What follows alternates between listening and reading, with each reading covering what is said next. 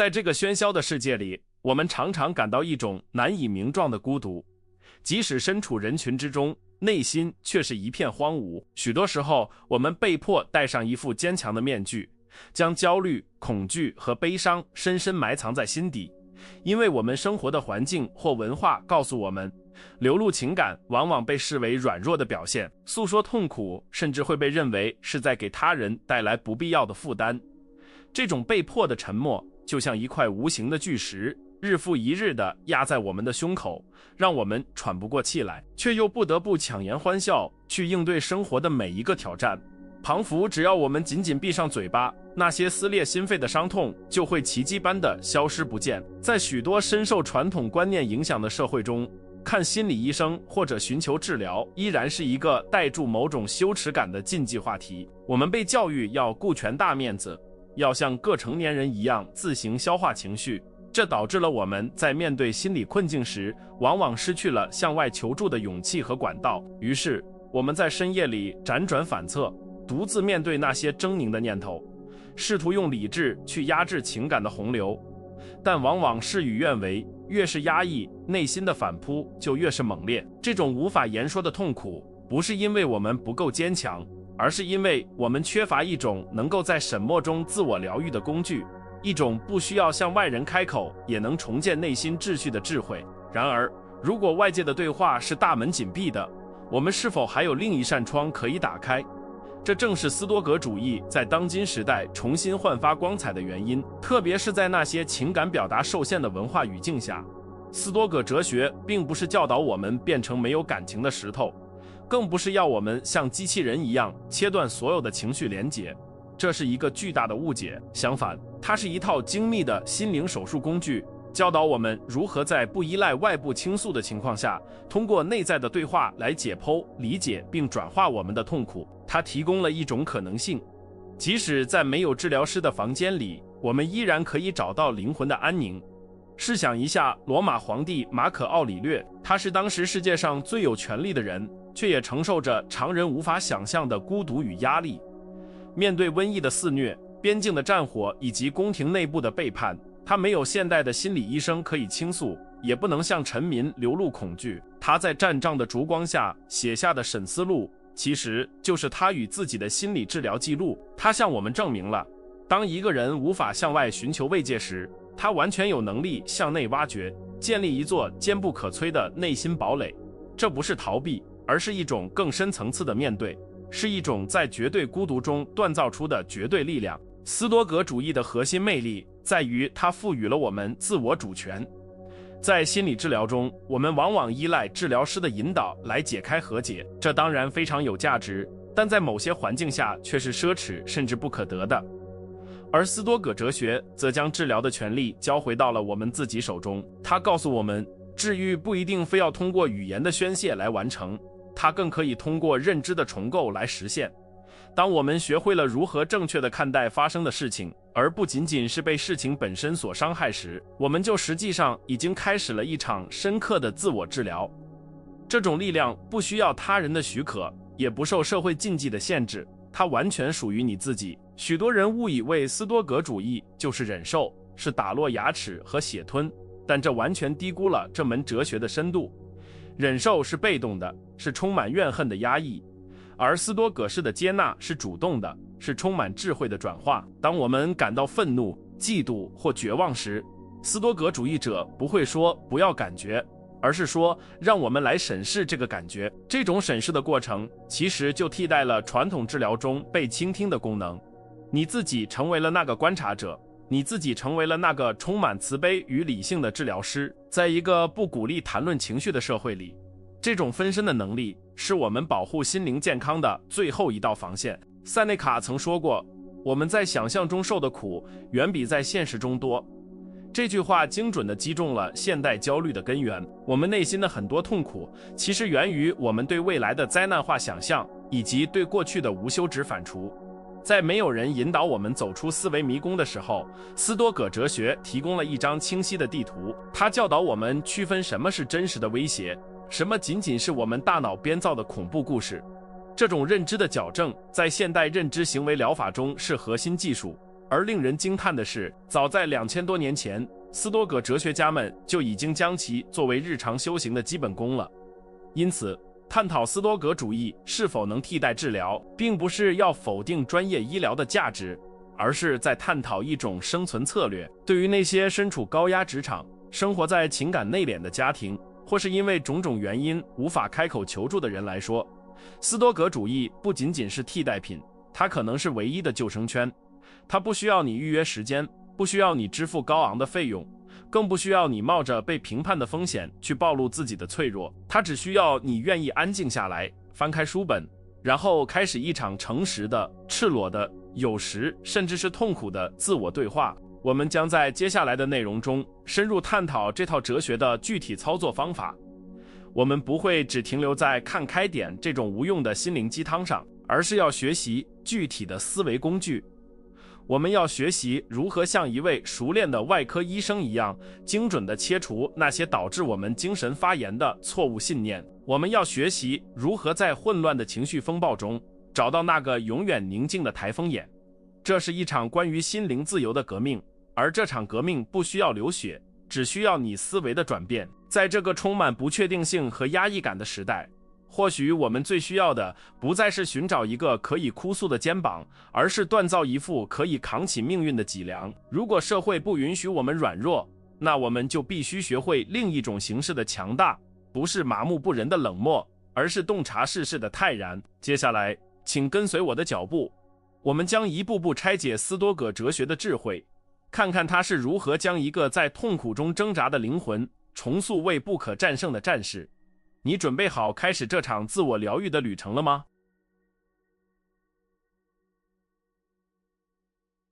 如果我们将心理治疗视为一种修复心灵的过程，那么斯多葛主义提供给我们的第一把手术刀就是著名的控制二分法。艾比克泰德这位曾是奴隶的哲学大师，在他的手册开篇就直截了当地指出，有些事情是我们能控制的，有些事情是我们不能控制的。这听起来似乎简单的近乎废话，但在那些人际关系复杂、过度在意他人眼光的社会里，这句话简直就是震耳欲聋的惊雷。我们绝大多数的焦虑、失眠和崩溃，并不是因为世界本身有多残酷，而是因为我们试图去掌控那些根本不属于我们掌控范围内的东西，比如别人的评价、社会的地位，以及过去已经发生的遗憾。在一个习惯于压抑情感、极度重视面子的环境中，我们往往将自尊建立在他人飘忽不定的看法之上。当上司的一句批评、亲戚的一个眼神就能让我们内心翻江倒海时，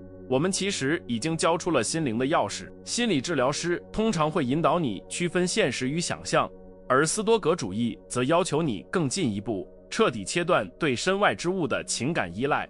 你必须清醒地认识到，别人的嘴长在别人身上，那属于不可控的范畴，而你如何解读这些话，你是否选择感到受伤，这才完全属于你的可控领域。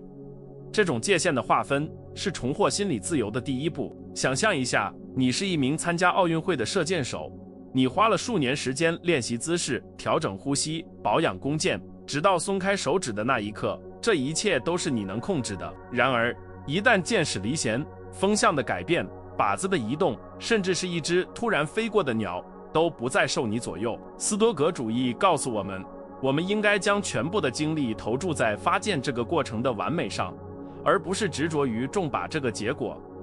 在现实生活中，这意味着你只要问心无愧地尽了力，结果如何就不应再扰乱你的心智。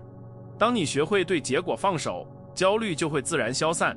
这种心理减负的效果往往比单纯的情绪宣泄更为持久和彻底。这并不意味着我们要变得消极或懒惰，恰恰相反，这是一种极致的专注。当你不再浪费精力去试图扭转别人的偏见，不再为了那些你无法改变的社会规则而内耗时，你就会腾出巨大的能量来专注于你可以改变的事情，你的技能、你的品德、你的反应。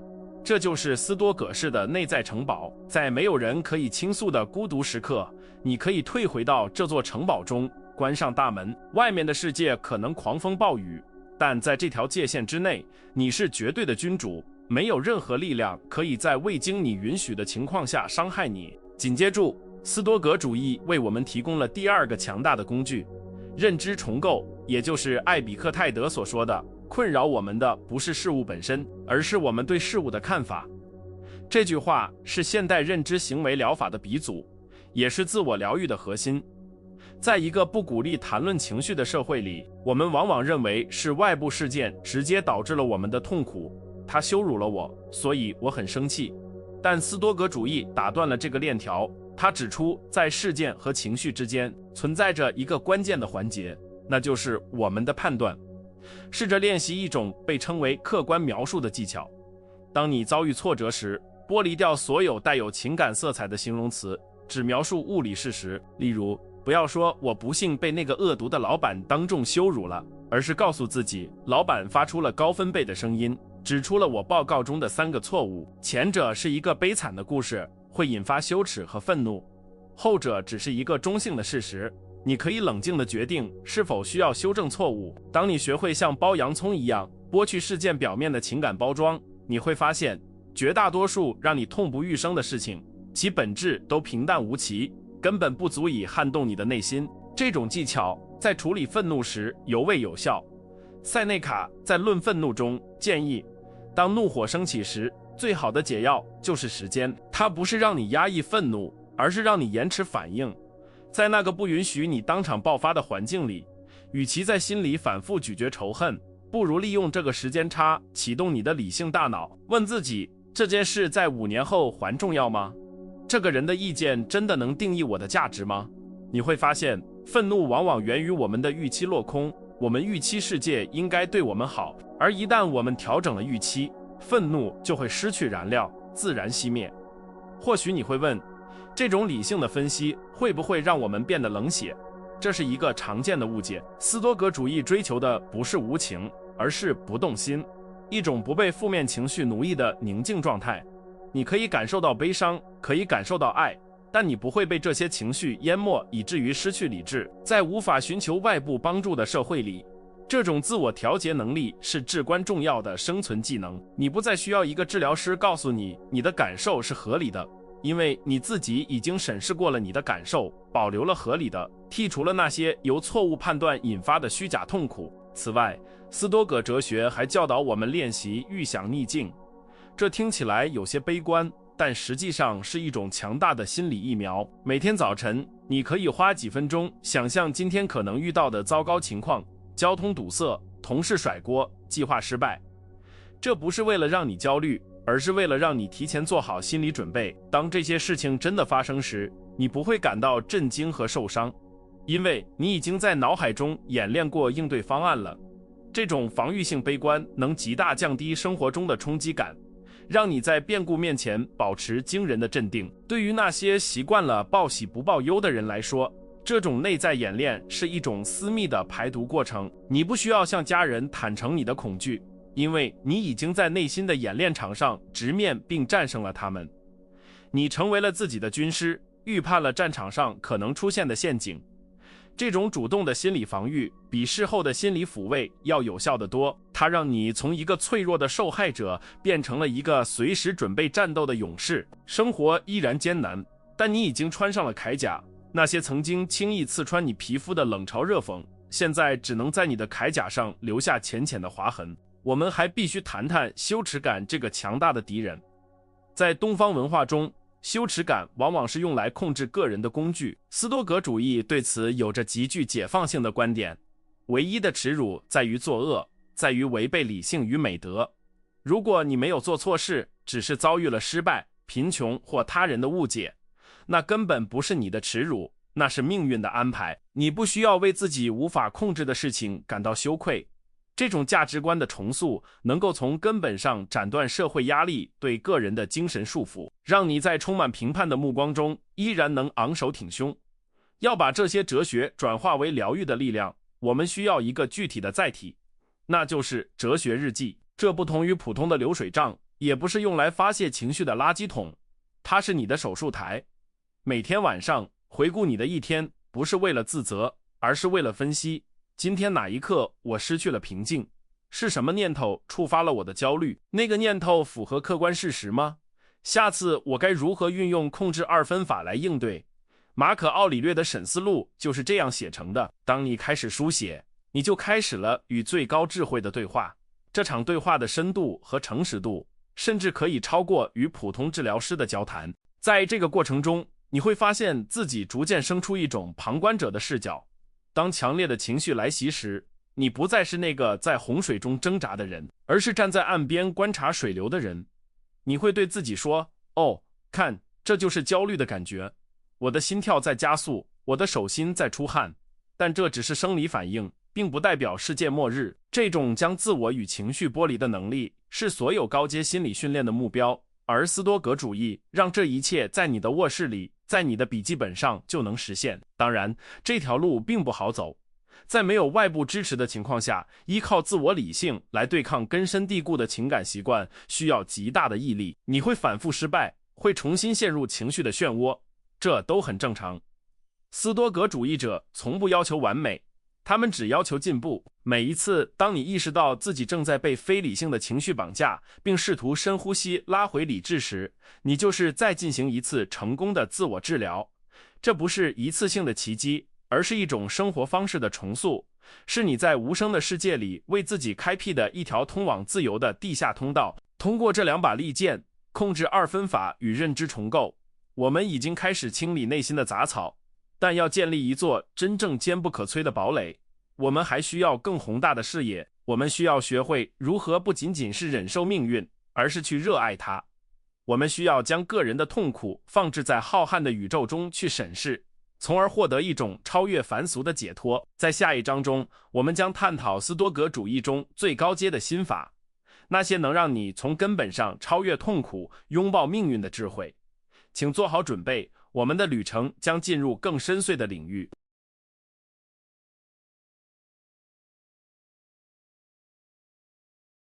如果说控制二分法是我们的盾牌，认知重构是我们的手术刀，那么斯多葛主义还藏着一种更为高阶的魔法，一种能将铅变成金的炼金术，那就是热爱命运。在一个我们无法轻易抱怨、无法向人倾诉苦难的社会里，仅仅是被动的接受发生的一切，往往还带着一丝无奈和苦涩。时间久了，这种忍耐可能会变成一种慢性毒药，让我们变得愤世嫉俗。斯多葛主义大胆地提出，我们不仅要接受命运，更要去热爱它。这听起来似乎违背常理，甚至有些受虐狂的倾向，但这正是精神力量飞跃的关键所在。当你不再把困难视为阻碍，而是视为必要的燃料时，你就从受害者变成了创造者。马可·奥里略曾用一个极其精彩的比喻来描述这种心态，想象一团熊熊燃烧的烈火，无论你往里面扔进去什么，是乾枯的树枝、潮湿的木头，甚至是令人作呕的垃圾，火焰都会毫不犹豫地吞噬它们，将它们转化为自己的光和热。对于一个强大的灵魂来说，生活中的挫折、背叛、疾病和失败，就像这些被扔进火里的材料。我们不应该祈求这些事情不要发生，而应该像那团烈火一样，利用这些遭遇来展现我们的勇气、耐心和智慧。在这种视角下，每一个不想发生的坏事都变成了一个练习美德的绝佳机会。在无法言说痛苦的环境中，热爱命运是一种极致的自我赋权。当你遭遇职场的不公或者家庭的变故，而周围的文化又要求你保持沉默时，你不需要咬牙切齿的忍受。相反，你可以对自己说，这正是为我量身定做的试炼。命运知道我需要这个障碍来变得更强。这不是自欺欺人，而是一种主动的叙事重构。你不再问为什么是我，而是说这就是我的燃料。这种心态的转变能瞬间消除内心的怨恨。怨恨往往源于我们认为事情不该如此，而一旦我们热情地拥抱现实，怨恨就失去了立足之地。这种精神炼金术在现代社会尤为重要，因为我们面临的往往不是生死的搏斗，而是无休止的琐碎烦恼和精神内耗。比如在竞争激烈的考试或晋升中落榜，这通常被视为巨大的耻辱。但如果你运用热爱命运，你会意识到这次失败或许是命运在将你推向另一条更适合的道路，或者是为了挫一挫你的傲气，让你学会谦卑。你不需要向任何人解释你的心路历程，你只需要在内心完成这个转化。当你能在失败中看到礼物，在痛苦中看到意义时，你就获得了一种任何人都夺不走的平静。除了热爱命运，斯多葛主义还提供了一种能够瞬间瓦解焦虑的视角工具，那就是鸟瞰视角。很多时候，我们的痛苦之所以如此剧烈，是因为我们把镜头拉得太近了。我们沉溺于自己的小世界里，把一次尴尬的演讲、一次失恋或者一笔金钱的损失放大成了天崩地裂的灾难。在那些过度在意他人评价的集体主义文化中，这种放大镜效应尤为明显。我们觉得全世界都在盯着我们，我们的每一个失误都被放在聚光灯下审视，这让我们活得战战兢兢，如履薄冰。这时，斯多葛哲学邀请我们闭上眼睛，运用想象力飞离地面，越飞越高。想象你从高空俯瞰你的城市，看到无数像蚂蚁一样的人在奔波。再往上飞，你看不到个人，只能看到河流和山脉。继续飞入太空，地球变成了一颗蓝色的尘埃，而你的城市、你的公司，甚至你此刻纠结不已的烦恼，在这个浩瀚的宇宙背景下，究竟占有多大的分量？当你站在宇宙的维度回望自己，那种令人窒息的重要感就会瞬间崩塌。你会发现，你的焦虑、你的面子、你所恐惧的流言蜚语，在永恒的时间和无限的空间面前，渺小的不值一提。这种宏观视角并不是要让我们感到虚无或沮丧，而是为了把我们从自我中心的牢笼中解放出来。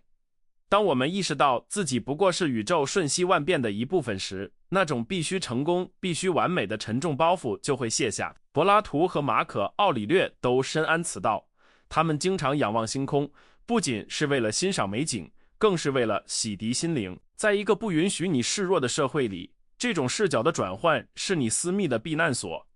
当你感到被周围的压力挤压的变形时，抬头看看天空，或者在脑海中进行一次星际旅行，这是一种瞬间的解脱。在现代社交媒体的语境下，这种视角显得尤为珍贵。我们每天都被迫观看别人精心修饰过的完美生活，这激发了无穷的嫉妒和自卑。我们觉得自己落后了，觉得自己不够好。但如果你运用鸟瞰视角，你会看到这些社交媒体上的炫耀不过是历史长河中转瞬即逝的泡沫。那些点赞、评论和流量在宇宙的尺度上毫无意义。真正重要的是你的内心是否宁静，你的行为是否符合良知。这种抽离感能让你对现代社会的浮躁保持一种冷静的免疫力，让你不再随波逐流。更进一步，这种宏观视角能培养我们对他人的同理心。当我们从高处俯瞰人类，我们会看到的不再是敌对的竞争者，而是一群同样在命运中挣扎的可怜人。那个对你发火的老板，那个在背后议论你的邻居，他们也同样面临着生老病死，同样被恐惧和欲望折磨。正如马可·奥里略所说，我们是为了彼此而存在的。当你意识到大家都是同一条船上的过客，你的愤怒就会转化为一种悲悯。这种悲悯不需要说出口，但它会让你的内心变得柔软而宽广，不再为琐事斤斤计较。要将这些哲学工具融入日常生活，我们需要建立一种微习惯。比如，当你遇到红灯感到烦躁时，立刻练习热爱命运，感谢这个红灯，让我有机会练习耐心，或者观察一下路边的树木。当你因为工作失误而感到羞愧难当时，立刻启动鸟瞰视角。100年后，谁还会记得这份报告？这在人类历史上算得了什么？这些思维的切换只需要几秒钟，而且完全在你的大脑内部完成，没有人会察觉，但你的情绪状态却会发生翻天覆地的变化。我们常常寻求心理治疗是为了找到一个出口，但斯多葛主义告诉我们，真正的出口不在外面，而在上面。通过提升我们的认知维度，我们可以直接越过那些低维度的情绪泥潭。这就像是在迷宫中行走，如果你只在地面上打转，你会感到绝望和迷茫。但如果你能插上理性的翅膀飞到空中，迷宫的路径就一目了然。那些死胡同不再让你恐惧，因为你已经看到了全局。这是一种不需要向任何人求助就能获得的上帝视角。当然，这需要反复的练习。我们的大脑习惯了对眼前的威胁做出过激反应，这是进化的本能。要对抗这种本能，我们需要像锻炼肌肉一样锻炼我们的思维。刚开始，你可能只能在事后才想起这些工具，但随着时间的推移，你会发现在情绪爆发的那个瞬间，你就能够介入并改变路径。这就是斯多葛修行的精髓，它不是知识的积累，而是注意力的训练。在一个喧嚣且压抑的世界里，能够控制自己的注意力，就是掌握了命运的缰绳。这种内在的炼金术，最终会让你变成一个反脆弱的人。塔勒布提出的反脆弱概念，其实与斯多葛主义一脉相承。脆弱的事物受挫击碎，强韧的事物抵抗冲击，而反脆弱的事物则能从混乱和压力中获益。当你学会了热爱命运，学会了用宇宙视角看问题，打击就不再是打击，而是成长的养分。你不再害怕生活给你出难题，因为你知道你有能力将任何难题转化为智慧。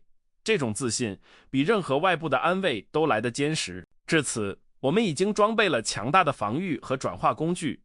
我们学会了区分控制权，学会了重构认知，学会了热爱命运并俯瞰人生。但斯多葛主义还有最后一块拼图，也是最沉重、最深刻的一块，那就是对死亡的审思。在最后的章节中，我们将直面死亡，这不是为了吓唬自己，而是为了唤醒对生命的极致热爱，并总结出一套完整的、可执行的生活行动指南，让我们在终极的阴影下找到最耀眼的光芒。为了给这座心灵堡垒封顶，我们必须触碰最后一块，也是最沉重的基石——死亡时刻。在许多传统文化中，谈论死亡被视为一种禁忌，仿佛只要我们闭口不提，它就不会降临。然而，斯多葛主义者却将死亡视为最亲密的导师。当我们讨论如何在一个压抑情感的社会中寻求疗愈时，死亡的视角具有一种无与伦比的穿透力。它能瞬间剥去生活表面的伪装，让我们看清什么才是真正重要的。如果你知道你的生命可能在今晚结束，那么你对同事冷言冷语的在意，对邻居闲言碎语的恐惧，还有那些为了面子而维持的虚假应酬，是否还具有任何重量？死亡不是为了让我们恐惧，而是为了让我们清醒。塞内卡曾一针见血地指出，我们不是因为生命短暂而时间不够，而是因为我们浪费了太多时间。在没有治疗师引导我们厘清生活优先级的时候，死亡就是那个最严厉的裁判。我们往往活得好像我们是永生的一样，无限期地推迟我们的幸福，无限期地压抑我们的真实感受，总想着等到退休，等到孩子长大，再开始真正的生活。死亡时刻提醒我们，这是一种傲慢的赌博，每一天都是一份随时可能被收回的礼物。当你意识到这一点，你就不会再愿意把宝贵的时间浪费在愤怒、焦虑或讨好他人上。这种紧迫感是治愈拖延症和精神内耗的最强解药。在那些极度看重他人评价的社会里，死亡的审思能赋予我们一种终极的自由。试想一下，当你躺在临终的病床上回首往事时，你会因为当年没有反驳别人的误解而遗憾吗？还是会因为自己为了迎合世俗标准而戴了一辈子面具而感到悲哀？死亡将社会的噪音调到了静音模式，在死亡面前，社会地位、财富积累、别人的赞美或诋毁都化为灰烬。唯有你的品格、你爱过的人、你内心的宁静是真实存在的。这种视角能让你从沉重的社会枷锁中解脱出来，让你敢于在众人的目光中做真实的自己，因为你知道，最终的审判者不是他们，而是你自己的良知。这种向死而生的态度还能极大地改善我们的人际关系，哪怕是在不善言辞的家庭中。如果你将每一次与父母的见面，每一次与伴侣的争吵，每一次拥抱孩子的时刻都当作是最后一次，因为这在逻辑上完全可能是真的，你的心态会发生什么变化？你还会为了鸡毛蒜皮的小事而冷战吗？你还会吝啬你的耐心和温柔吗？斯多葛主义教导我们要在心里进行这种失去的演练，这不需要你把它说出口，不需要搞得气氛沉重，你只需要在内心深处保持这份觉知。这种觉知会让你的行为充满深情和珍惜。这种无声的改变往往比千言万语的我爱你更有力量。至此，我们已经构建了一套完整的自我疗愈体系，用控制二分法划定界限，用认知重构过滤情绪，用热爱命运转化痛苦，用鸟瞰视角消解焦虑，最后用死亡审思激发热情。这套体系不需要昂贵的费用，不需要漫长的预约，也不需要向陌生人剖析你的童年创伤。它是一套完全内化的自给自足的精神技术。在一个或许不鼓励你展露脆弱的环境中，这套哲学就是你随身携带的隐形盔甲和急救包。它让你在喧嚣中保持独立，在混乱中保持秩序，在孤独中找到力量。然而，知道这些道理并不等于拥有了这种力量。哲学不是用来挂在嘴边炫耀的知识，而是用来践行的生活方式。这就像去健身房锻炼肌肉一样，心灵的肌肉也需要日复一日的重复训练才能强壮。你不能指望读完这篇文章就立刻变成一个无懈可击的智者，你会遗忘，会跌倒，会再次被情绪淹没，这都是正常的。关键在于你有没有建立起一套每日修行的程序，让自己能够一次又一次地回到正确的轨道上来。没有行动的哲学只是一具空洞的躯壳。让我们来规划一个切实可行的斯多葛一日蓝图。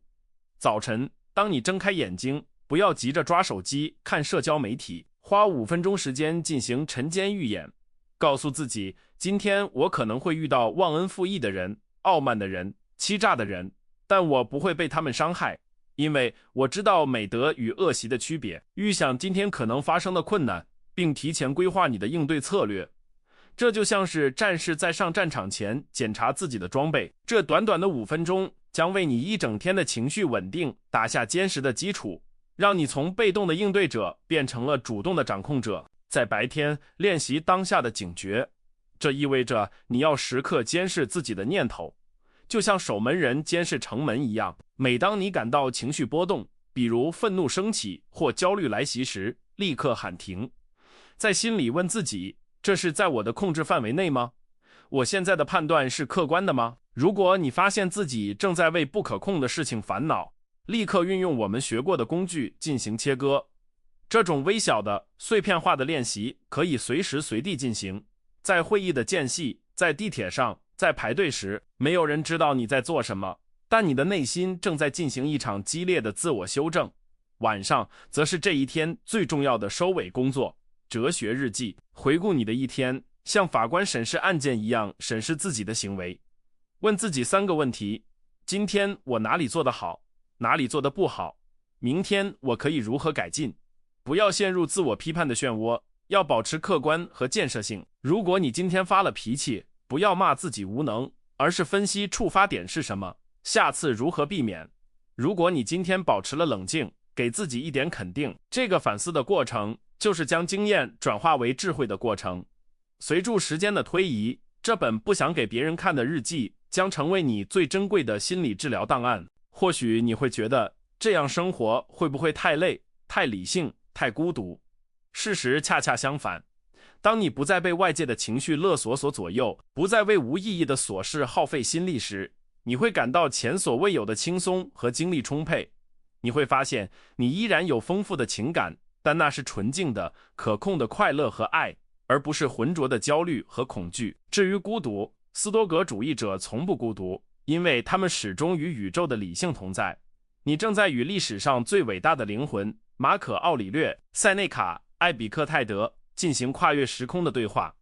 在这条追求智慧的道路上，你拥有最尊贵的同行者。我们必须承认，在一个不习惯表达情感的社会里生存是一种挑战。我们无法改变文化的大环境，无法强迫周围的人突然变得善解人意。等待外界的改变是徒劳的，甚至是危险的。斯多葛主义给了我们另一种选择，与其诅咒黑暗，不如让自己发光。当你通过这套哲学修复了自己，你就不再是一个等待救赎的受害者，而是一个能够给予他人力量的灯塔。你的神稳，你的宽容，你的坚韧，会潜移默化地影响你周围的人。这或许是改变环境最有效，也是最温和的方式。这是一条漫长而艰辛的道路，被称为前行者之路。我们不是圣人，我们可能永远无法达到完美的境界，但这并不妨碍我们每天进步一点点。在这个充满不确定性、焦虑和压抑的时代，斯多葛主义不仅仅是心理治疗的替代品，它是一种更高级的生存策略。它赋予了我们在任何境遇下都能保持尊严和宁静的能力。它告诉我们，幸福不取决于发生在你身上的事，而取决于你如何回应这些事。这把钥匙一直都在你自己手里，不要把这篇文章仅仅当做一个思维游戏。知识如果不转化为行动，就是精神上的累赘。我邀请你，就在今天晚上找一个安静的角落，拿出纸和笔，写下你的第一篇哲学日记。不需要华丽的辞藻，只需要诚实的面对。写下困扰你的那件事，用控制2分法去解剖它，用鸟瞰视角去审视它。就在你落笔的那一刻，你的自我疗愈之旅就正式开始了。